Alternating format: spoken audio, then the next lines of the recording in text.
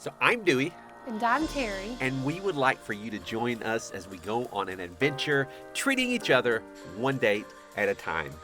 Welcome to our podcast, Treat Treat Yo Yo Spouse. Spouse. Or I should say, like 6 or 7 dates at a time, right? Right? Yes. Okay. So we're on the last commitment of From This Day Forward, commitment number 5, which we will talk about here in a second after we talk about our date, which has been fun. We've had actually quite a few dates in a sense because we've had our first taste of what it is to be empty nesters. How awesome has it been? It's been terrible because Haley Terrible. It's been. has not responded to text messages. She doesn't call us. I think she's trying to prove a point. She doesn't. I FaceTime her every day on the way home from school. She declines it. She declines it or doesn't answer it. Well, one time she declined it. Today I guess she just didn't answer Oh. it. Well, I don't know. Maybe it just said not available, which it makes me think she declined it. Haley, why don't you call your mom and dad? Your mom and dad. Haley, we miss you really, really, really bad. And we're so sad. So Anyway, we've been we had kids over the weekend, but I wish I could do it Through to this her. week. I wish that I could, like, when she called me, I could just go. I wish I could do that to I can't do that to anyone. no, she has this unhealthy obsession with answering Not people. obsession. It's just No, it's just, I just wanna, answering people. You do have. It's like it But it's gets not an under your obsession. skin if you don't answer a text like really Well, I just soon. would hate for somebody to need me for something and me not. I know, but even if it's not a real desperate need, you think you Yeah, need but to I know what it answer feels them. like to be on the other end of sending somebody a text and being like, oh, I'm sorry. and yeah, exactly. That's- And I just don't want to make anybody feel that way, I guess. So anyway, despite Haley's shunning of us, she's actually helping lead worship at a Christian retreat type deal in Louisiana. So she's far away and she's not communicating very well. So shame on you, Haley. Communicate with your parents with your cell phone that we pay for. So That I paid for. that your mama pays for. So all that we pay for. All that said to say, we dated. We went to a movie. No, we went to a movie with kids. But we did. We went out to eat at. Where do we go? Longhorn. Or Outback. Outback. We were debating over Longhorn and Outback. We chose Outback, and I think we prefer Longhorn. Am I correct? Yeah. Yep. We went to a movie. Went and saw Quiet Place. Gosh, I'm so hungry. We went and saw Quiet Place Part 2, and that movie Now I want was some more legit. Although it was a fantastic movie, not quite as on par with the first movie, I believe, but it was really close. It's probably my second favorite movie of this year so far. It was amazing, so highly recommend it. It's a little scary, so if you're okay with thrills and chills, then I like it and you liked it, right? Mm-hmm. Okay. And we went bike riding through the mountains. We went mountain biking. And that was pretty awesome, right? With our new bikes, It's great. semi-new bikes. All right, so we went bike riding in Johnson Woods. That was a lot of fun, right? Enjoyed it. Mm-hmm. And we've pretty much had every night free since then. Yes. And we have, Although I am doing summer school, so there's that. well, I work. So since then, we've had pretty much every night free. Since Haley is gone, Ethan is... Where is Ethan? He's working the church camp as well. Working a church camp as well for the summer. We may not see him this summer. I think he's going to go on next vacation. month. He's going to take the week of vacation and go with us. But other than that, we won't see him this summer. Wow. Of course, Jacob's on his own and Gavin's on his own. So Although Gavin and Tanya ate dinner with us last night, and that was nice. this week was Never Give Up. I want to add one last thing about the week. So we've been reading this book in summer school about this guy. This has nothing to do with marriage or podcast or anything. But Put it in. his name is Shay Askew. I think I said it right. He was burned at the age of 8. Half of his body. They said he would never be able to do a lot of things. Like he was very athletic at the age of 8. They said he'd never be an athlete or anything. And now he runs Ironman. Iron Men. Now he runs Ironman. Anyway. And so I'm going to promote his book on here. His book is called What the Fire Ignited, maybe? Anyway, it's been very good. And for some of us, it gives us the perseverance it takes to get through a marriage sometimes. And I'm sure he never gave up. Also, he's married and has 5 kids. Maybe he'll be on this podcast sometime. And I he met never him. gave up He was on very kids nice. either. When I met him, I was fixing my baked potato and I had sour cream on my hand, and he came in my room and he was like, "Hi, I'm Shay Askew." I think that's how you say his name. If I said it wrong, I apologize. And I said, "I'm sorry, I can't shake your hand. I've got sour cream on my hand." And he just took my hand and shook it. Oh, he didn't care. He never gave up on shaking your hand. Unless he thought he didn't hear me, maybe. I don't know. I think he only has one ear that works. Oh, wow. Well, one of his ears come off. Like he can take it off and put it on the table, and then he puts it back on. Very cool. All right, I need to read the book. So, first commitment was seek God, seek the one with the 2. Second was... Also, I don't know if you guys have noticed, but every chapter has a quote above it. Like right, it says, right before you start the chapter, seek God is God, the best maker of all marriages, combine your hearts into one. I've read some of them on the quote. If they really stand out. I tune you out sometimes when we're on this, so I didn't know. Ouch. Go ahead. Oh, dear. So, and after we sought God, we learned how to fight fair, which No, we are... that's not what we did next. Oh, I guess we did. What was that? I guess we did. Oh. I mean, I don't think we ever sought God this whole time or fought fair, but we'll move on. Ouch. And then we learned the importance of staying pure in a marriage. We had fun together first. Oh, you're right. You were able to correct me, or were you? And then we learned about how it's important to stay pure in a marriage. Yes. And then this week we have learned the art of never giving up. Never giving up. So I think that we have mastered having fun and never giving up. Absolutely. And we're working on the seeking God together because we are... Yes, we're seekers I think we're of rock God solid apart. of seeking God apart. But we continue to work on that together. We continue to work on fighting fair, right? Yeah. Yeah. It's a hard habit to break. And staying pure, I think we're okay there. Yes, we're good at all those. Yeah. I think the fighting fair and seeking God, I think that if you shouldn't compare yourself to other couples, just like you don't compare yourself to other people, right? Just stay in your own couple lane. But I think we do a good job of seeking God through ministry together, seeking God with our children together. It's just the individual, just the us two only as a married couple. Seeking God that way is where it's weird. Not weird, but just not something we were used to, I guess. Right. But we do we've been in ministry together for years. We seek God with our kids. We're doing this together. So we're seeking God together. That's a good point. Yeah. But that personal, just me and you, God seeking time, we're not the best at. But we are working towards getting better at. Yeah, I agree. Okay.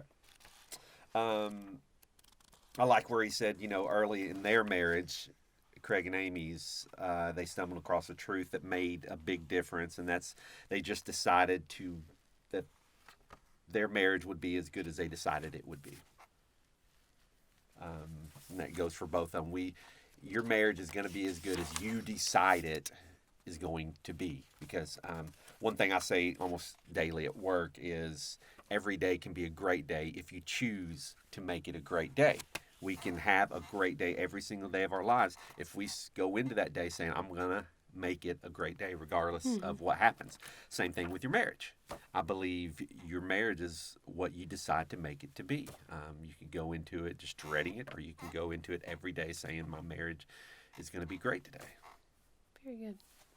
One thing I say almost every day at work is, why didn't you bring a pencil? What do you think we were going to do in here today? Just chit chat? What's going on? Another thing that Shay Askew said, and I don't want to ruin the book for you, but these things are relating, is he said that you can look at obstacles as opportunities. And that's the same thing in your marriage. I think that you can look at, hey, here's an obstacle we have. Here's us an opportunity to seek the Lord together, right? To fight fair through it, and to never give up on it, and get through it, I guess. Yep. Your marriage may be in a place where it doesn't look like it's going to survive. You know, our marriage has been in a place before where it did not look like it was going to survive. He says you might have had betrayal in your marriage. There may be all kinds of things that has happened, but to have the marriage that God wants you to have, basically, we both have to be very forgiving. Both of you, the husband and the wife, have to be extremely forgiving in order to have the marriage that God wants you to have. Because we're human.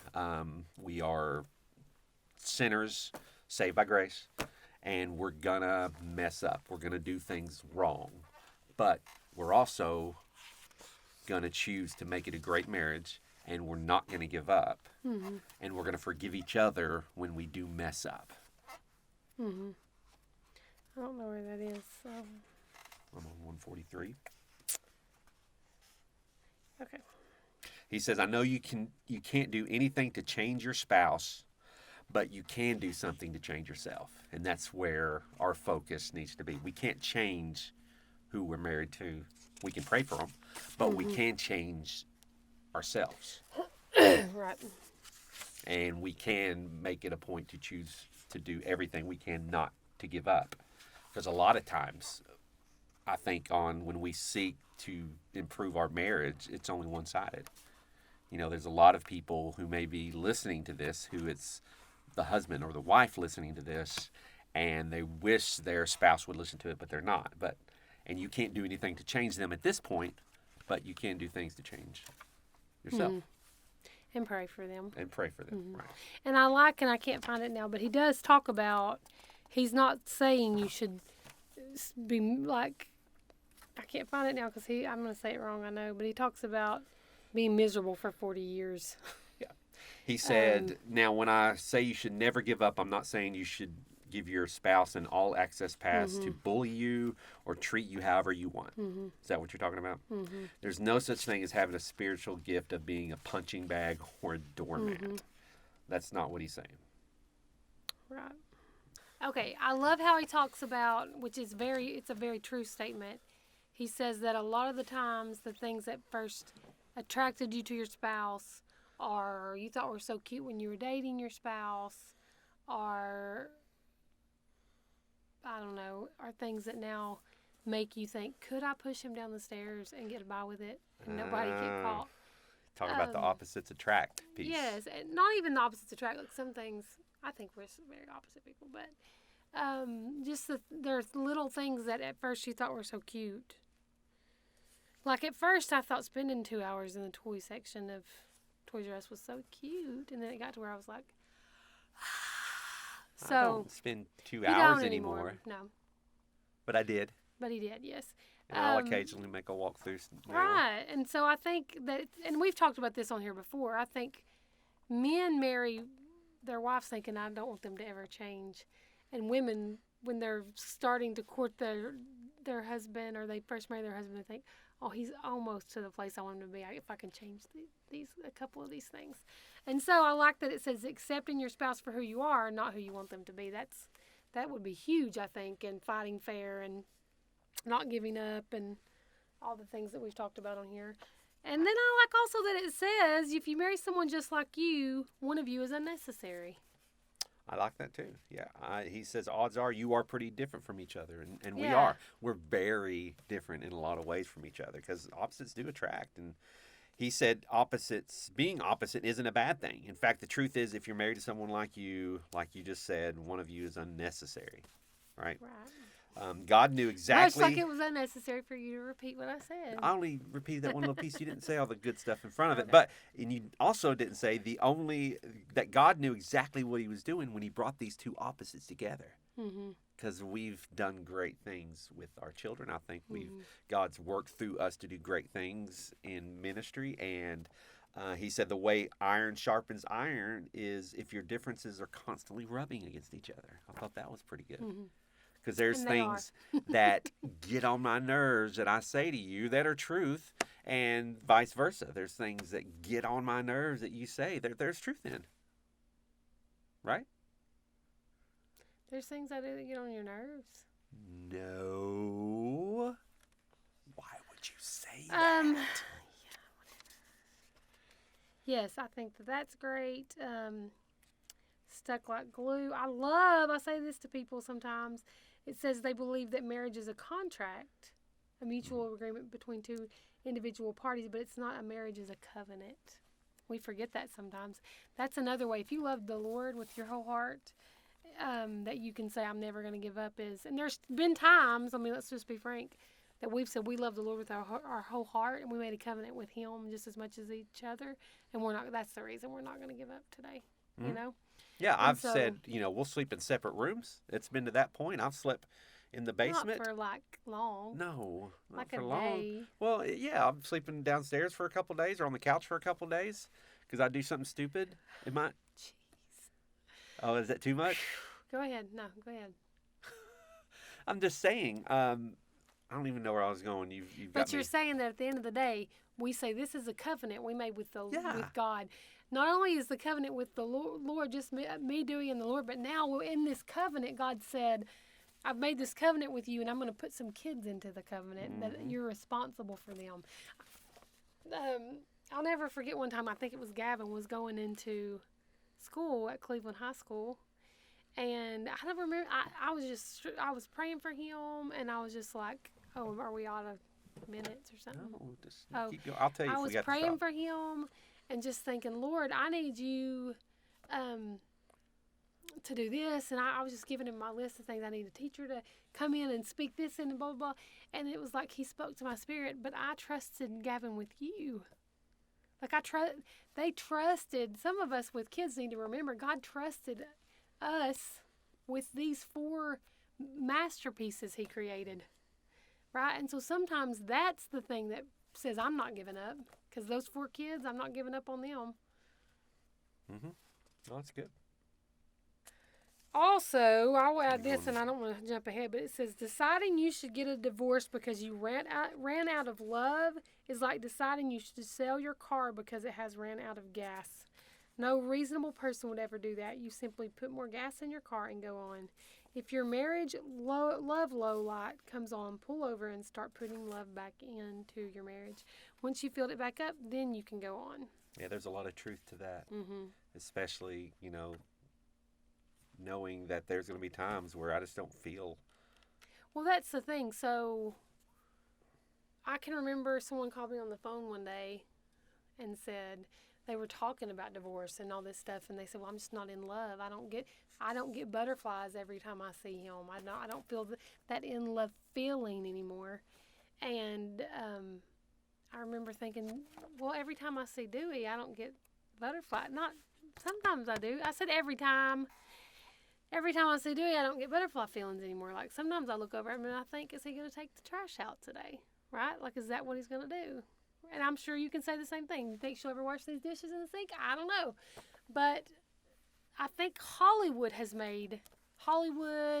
and maybe as Christians even, we've not been real enough with people to say this is what marriage is hard. Yeah. And we've talked about, I think my son and his wife talked about how as a church, we've kind of hidden that side of marriage too. We have. He even said most people approach marriage as long as you make me happy, as long as you keep meeting my needs and nothing better comes along, then we're going to stick with it. Then we're going to walk through it. But if at any point I decide that you're not living up to my ends of this contract, is what they look at it as, then I'm out.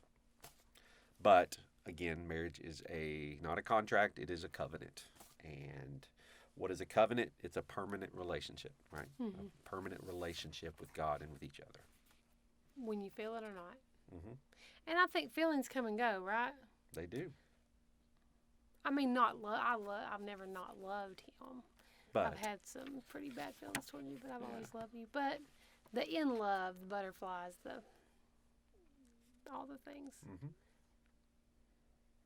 You know, he said being a pastor, he's heard all kinds of reasons people are splitting up, and whether it's I'm not happy or I don't trust him or he's changed or she's not the person I married or he's not the person I've married. And then of course, I don't love them anymore. You know, that's the classic one that, you know, is heard the most. But getting divorced is like deciding you run out of love. And again, you don't get rid of a car because you run out of gas. You just have to pour more into it. Right. He talks about no more excuses in here. Like we use excuses sometimes. He says, if you'll accept that your marriage isn't a contract but a covenant before a holy God, then God will honor your commitment and your work. You'll build a testimony. You'll be able to look back on this time as the moment when everything turned around for you. You'll be able to share with others about how distant you were from each other and from God, but how He drew you both closer to Him and to each other. If you've been selfish and resentful, God will change your heart, right? So we can ask God to change our hearts. If you haven't been the husband you could have been, God can transform you into a man after His own heart. If you haven't been the wife you hope to be, by the power of the Holy Spirit, you can become a mighty woman of God, grateful and amazed at the life He's blessed you with. Your friends won't look at you the same. They'll envy what you have, and they'll want it too. You'll be an unshakable model of integrity. People you work with will be able to see that you're not the same. You're not like you were before, and you're not like anybody else either. Your children will be proud of you. They'll look up to you and value your wise counsel. You'll build a legacy that honors God and spans generations, and it starts now. It starts today. It says decide. I love that he talks about that you'll be a testimony. What an awesome thing if, like, after doing this, you're able to lead other people out of the darkness, right, of what our marriage can look like sometimes. It says, no matter what has happened in the past, from this day forward, you will seek God, fight fair, have fun, stay pure, and never give up.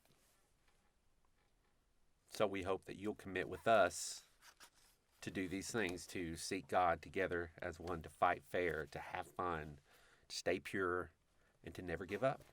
Because that's what we're going to do. We're never going to give up. This is a commitment that will last from this day forward. You know, one question I used to ask my kids every time I dropped them off at school was, do you know what today is? And they'd roll their eyes and say, yes, it's the first day of the rest of your life. And then I say, what are you going to do with it? So do you know what today is? It's the first day of the rest of your life. What are you going to do with it? From this day forward, you're going to commit to never give up. Right? Yep. And if you like what you see here and you want to see more, share, like, tell your friends, comment. What else? Hit those bell notifications. Hit those bell notifications. Because if you want to strengthen your marriage, Stop treating yourself and treat your spouse.